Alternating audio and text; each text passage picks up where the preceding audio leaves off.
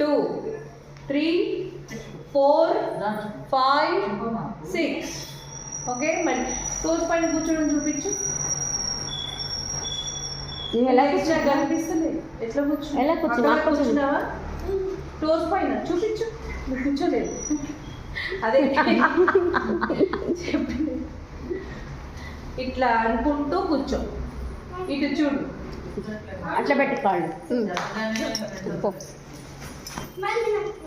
ఇదిగో ఇట్లా పెట్టి ఇలా కూర్చో.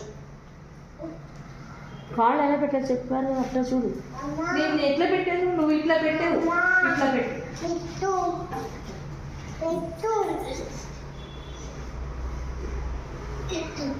మమ్మీ